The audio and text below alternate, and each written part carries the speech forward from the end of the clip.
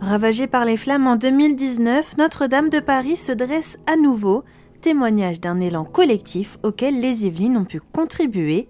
Malgré les nombreux dégâts lors de l'incendie, l'intervention de centaines de pompiers a permis de sauver la structure globale de l'édifice, parmi eux des Yvelinois.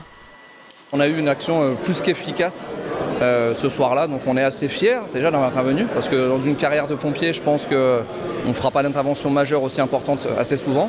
On est fiers aussi d'avoir préservé cette structure, ce bâtiment, car ça fait partie de notre histoire. C'est un peu demain imaginer Versailles sans son château, on ne l'imagine pas. Ces derniers ont notamment déployé 2 bras élévateurs de 46 mètres de hauteur, les plus hauts d'Île-de-France, une aide précieuse qui a permis de préserver la tour nord.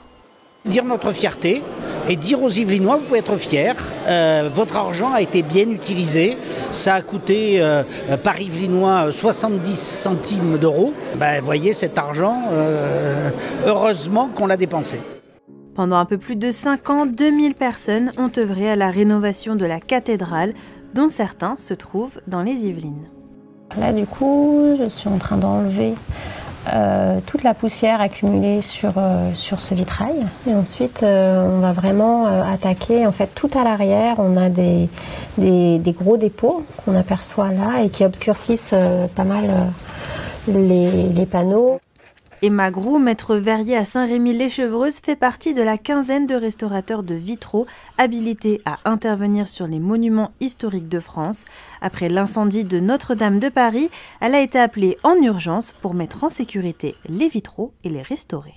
Nous avons des baies hautes du chœur au niveau du transept, 4 baies de Notre-Dame et à peu près 45 panneaux par verrière. Les archanges qui sont situés sous les personnages bibliques, donc sur un fond bleu assez présent sur l'ensemble de la verrière.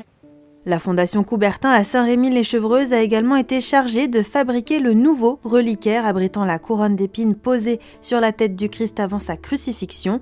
Sauvé in extremis par les pompiers, l'ancien reliquaire avait dû être brisé pour récupérer la couronne. Imaginé par l'architecte Sylvain Dubuisson, ce nouveau reliquaire sera en bois de cèdre avec une grande auréole de 374 pavés de verre. Les arbres des Yvelines ont également été coupés pour remplacer la charpente. Plusieurs chênes centenaires ont été sélectionnés.